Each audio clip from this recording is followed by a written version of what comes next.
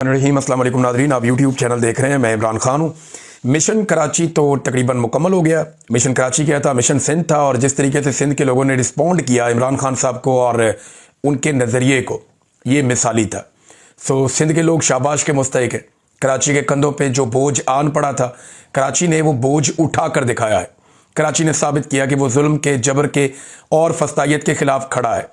एक ऐसा दौरा जिसमें सिर्फ चंद मुलाकातें थी, एक ऐसा दौरा जिसमें सिर्फ चंद स्ट्रीट मूवमेंट की बातचीत थी या लोगों से हल्की फुल्की इंटरेक्शंस थी, वो दौरा बड़े बड़े जलसों में तब्दील हो गया। और फिर एक इतने बड़े जलसे के साथ इख्तिताम पजीर हुआ कि सबकी आंखें खुली की खुली रह गई। कुछ मनाजिर तो अब सामने आए हैं। जैसे जैसे सोशल मीडिया पे तस्वीर और वीडियोज़ आ रही हैं जो आम लोगों ने बनाई थी, वैसे वैसे पता चल रहा है कि कितनी बड़ी तादाद में लोग कहाँ कहाँ से निकल कर आ गए और कितनी बड़ी मोबिलाइजेशन हुई है कराची में, सिंध में। तो ये एक बड़ी तैयारी है जो पाकिस्तान तहरीक इंसाफ को लेकर जाएगी स्ट्रीट मूवमेंट की जगह पे। और 8 फरवरी 2026 ये वो एक दिन है जब पूरे पाकिस्तान को बंद करने की एक कोशिश अपोजिशन जमातों की जानिब से की जाएगी। लोग लगातार आ रहे थे और बड़ी दूर दूर तक लाइनें लगी हुई थी आने वाले लोगों की। जिस वक्त ये जलसा ख़त्म हुआ, अब रुकावटों के बावजूद ये जलसा हुआ है, लिहाजा एक बात याद रखी जाए कि ये मुज़ाहमत थी जो अवाम ने करके दिखाई है। और यही स्ट्रीट मूवमेंट का एक वार्म अप मैच है जो पाकिस्तान तहरीक इंसाफ ने जीत लिया है। अच्छा, सिंध वालों की, जो सिंध के अंदर लोग मौजूद हैं ना, उनकी अब रिस्पॉन्सिबिलिटी है। जो लोग इमरान खान साहब के नज़रिए को फॉलो करते हैं, उनकी ये जिम्मेदारी है कि इस मोमेंटम को आगे बढ़ाना है उन्होंने।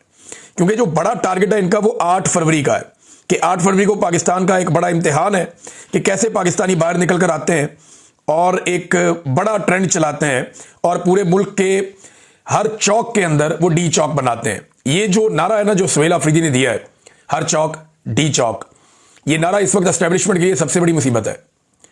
ये मैं आपको फिर बता रहा हूं कि एस्टेब्लिशमेंट और मौजूदा हुक्मरानों के लिए जो सबसे बड़ी मुसीबत है वो यही नारा है कि हर चौक डी चौक। मसला ये है कि जब भी आप सारे पाकिस्तान को इकट्ठा करके एक मखसूस एरिया की तरफ लेकर जाना चाहते हैं, फर्ज करें रावलपिंडी या इस्लामाबाद, तो फिर होता यह है कि बेशतर लोग आ ही नहीं पाते अपने घरों से दूर। यानी लोगों में 90% लोग ऐसे होते हैं जो बहुत दूर ट्रैवल करने में दिलचस्पी नहीं रखते, वो नहीं आ पाते। ये सच्ची बात है, इसको मानना पड़ेगा। लोग अपने घर के आसपास ज्यादा एहतजाज कर लेते हैं, बहुत दूर आने में लोग उतनी दिलचस्पी नहीं रखते, लोगों के वसाइल भी नहीं होते बाद औक़ात। और पाकिस्तान तहरीक इंसाफ कौन सा पैसा देकर लोगों को लेकर आती है या बसें वैगनें खाना देकर लेकर आती है। लोग बेचारे अपना बंदोबस्त भी खुद करके आते हैं। तो अपने इलाकों में तो लोग काम कर लेते हैं, बहुत दूर नहीं जाते। ये लोगों के अंदर एक थोड़ा कॉम्प्लेक्स भी होता है, प्रॉब्लम भी होती है। तो ये जो एक तरफ को जाना है, वहां पे हुकूमत के लिए बड़ी आसानियां पैदा हो जाती हैं कि एक रोड को बंद करना है, एक शहर को बंद करना है, एक इलाके को बंद करना है, वहां रुकावटें डालनी है। तो 10-15 हज़ार 20 हज़ार पुलिस वाले हों तो वो मार कुटाई करके, गोली चला के, शेलिंग करके, रबड़ की गोलियां चला के, बार बार रुकावटें डाल के वो कुछ ना कुछ करके मैनेज कर लेते हैं। 10 लाख बंदा भी आ जाए मैनेज कर लेते हैं। लेकिन अगर यही लोग पूरे पाकिस्तान में फैल जाएं तो ये बहुत बड़ी मुसीबत बन जाती है। क्योंकि हर जगह पे लॉ इन्फोर्समेंट की इतनी ताकत नहीं है कि वो पूरे पाकिस्तान को कंट्रोल कर लें, कर ही नहीं पाएंगे। पाकिस्तान में तादाद ही बहुत कम है और आम आदमी के साथ हर गली मोहल्ले में लड़ना ये पुलिस के या किसी सिक्योरिटी फोर्स के बस की बात नहीं है। तो ये जो नारा दिया है सुहेल अफरीदी ने कि हर चौक डी चौक, ये इस वक्त एक बड़ी मुसीबत बना हुआ है पाकिस्तान तहरीक इंसाफ के मुखालिफिन के लिए, एस्टेब्लिशमेंट के लिए और मौजूदा हुकूमतों के लिए कि इससे कैसे निपटना है। इससे निपटने का एक तरीका है कि पहले इतना खौफ फैला दें और पहले ही ऐसे इकदाम किए जाएं कि ये मोमेंटम बने ही ना। लेकिन अब जो कुछ हुआ अब तक, चाहे उसके लिए जिम्मेदार कोई भी है, वो टाउट्स कुछ अजीबोगरीब बातें कर रहे थे, मैं आपके सामने रख देता हूं अभी। यानी एक को मैं ये भी कहता हुआ सुन रहा था कि क्योंकि पीपल्स पार्टी ने सियासी सरगर्मियों की कुछ इजाजत दी थी, लिहाजा पीटीआई को उन पर तनकीद नहीं करनी चाहिए थी, तो उन्होंने जनाब तनकीद कर दी तो उनको भारी पड़ गया। ये अब कुछ लोग कह रहे हैं, तो ये भी बात गलत है। देखिए, जब जब कोई अपोजिशन कोई भी पॉलिटिकल एक्टिविटी करती है तो हुकूमत के खिलाफ ही करती है ना। ऐसा तो कभी नहीं होगा कि खैबर पख्तूनख्वा में जाके नून लीग जलसा करे या खैबर पख्तूनख्वा में जाके पीपल्स पार्टी जलसा करे तो वह सुहेल अफरीदी और इमरान खान की वहां तारीफें करे इसलिए कि उनकी हुकूमत ने एनओसी दे दिया उनको वहां जलसा करने का। ऐसा तो नहीं होता। अपोजिशन ने, यानी इन लोगों को ना जमहूरियत की अलिफ बे भी नहीं पता। ये बेचारे टाउट टाइप के लोग हैं, जर्नैलों से खबरें लेके चलाते हैं, बल्कि उनके बिहाफ के ऊपर पाकिस्तानी कौम को धमकियां भी लगाते हैं।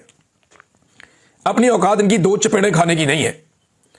और ये धमकियां लगाते हैं जर्नैलों के बिहाफ के ऊपर कौम को, और इनको छुपने की जगह भी नहीं मिलेगी। जिस दिन कौम ने मुड़ के इनकी तरफ सिर्फ घूरी डाली, इनको लग पता जाएगा, ये सामना नहीं कर सकेंगे पाकिस्तानियों का, मैं ये अच्छी तरह जानता हूं। तो कह रहे हैं जनाब क्योंकि पीपल्स पार्टी को ना थोड़ा सख्त जुबान में इस्तेमाल कर दिया। भाई अपोजिशन का काम ये होता है कि तनकीद करना हुकूमत के ऊपर, और जमहूरियत उनको इजाजत देती है, आइन उनको इजाजत देता है कि वो सियासी सरगर्मियों में हिस्सा लें।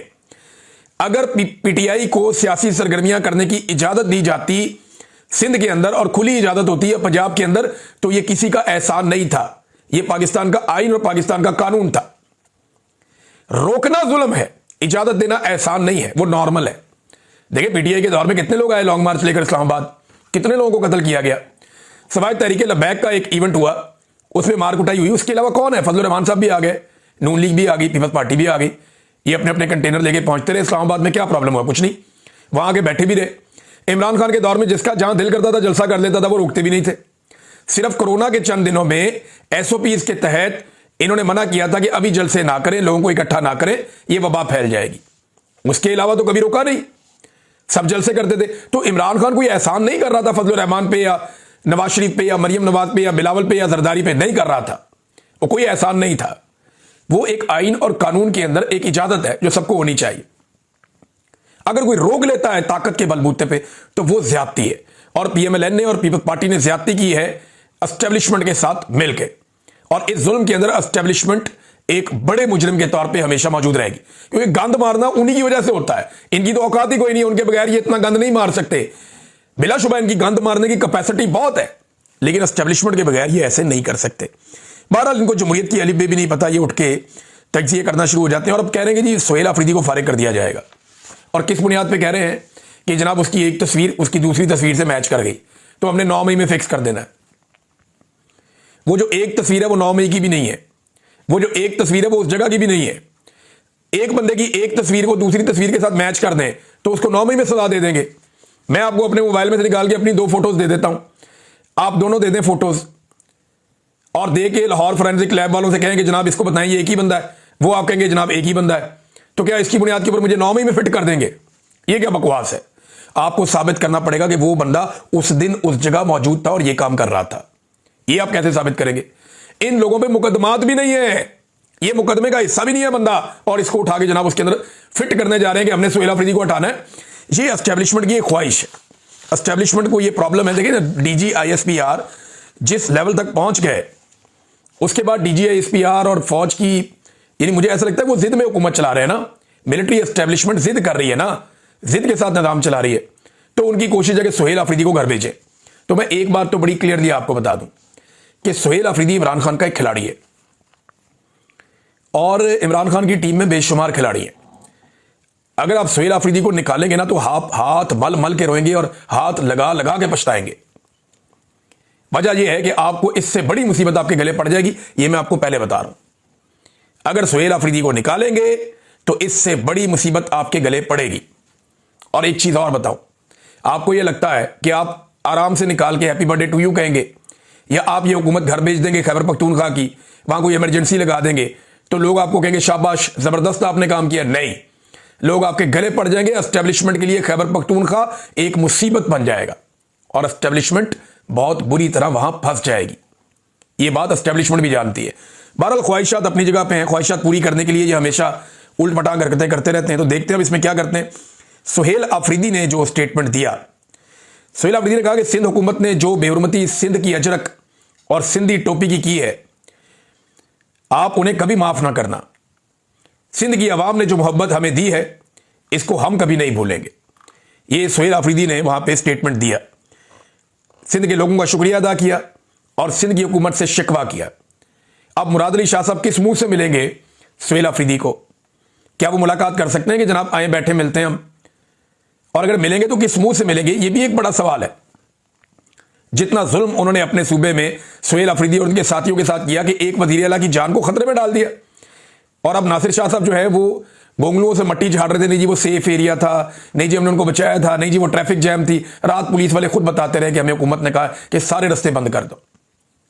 वो 2 घंटे का रास्ता जो है ना, बिलावल को कभी आप निकाले ना हैदराबाद से यहां के लिए, तो ये 2 घंटे का टोटल रास्ता नहीं है, तो उसके ऊपर जो है 7-8 घंटे लग गए। ये अच्छा आपने प्रोटोकॉल दिया है। तो ये एक्चुअली मेहमान नवाजी के खिलाफ है। और जरदारी साहब ने सारी जो सिंध की रवायात है ना उनको तबाह करके रख दिया। यानी आसिफ अली जरदारी ने सिंध का पानी भी कुर्बान कर दिया। पानी का मैं आपको सिंपली थोड़ा सा बता देता हूं कि देखिए हमारे पास जो टोटल दरिया है उनमें से 3 दरिया तो अयूब खान ने दे दिए थे इंडिया को, रावी, सतलुज और ब्यास। चनाब और झेलम 2 बाकी दरिया रह गए। उन दोनों दरियाओं के ऊपर इंडिया ने हमारा पानी रोकना शुरू कर दिया। हम उम्मीद करते हैं हमारी फौज वो पानी छुड़वाएगी, लेकिन हमें अभी दिखाई नहीं दे रहा। इस बारे में कोई स्ट्रेटेजी नजर नहीं आ रही। इंडिया हमारा पानी रोक कर बैठा हुआ है, फिर पीछे रह जाता है। और उसकी पुराने दरियाओं की वजह से दरियाई दाजल जो था वो भी खुश्क हो गया, और आपका पूरा जो सहराई इलाका है चोलिस्तान का और सराउंडिंग का वो सारा खुश्क हो गया। वहां पे एक दौर में खेती बाड़ी होती थी, अब खुश्क है।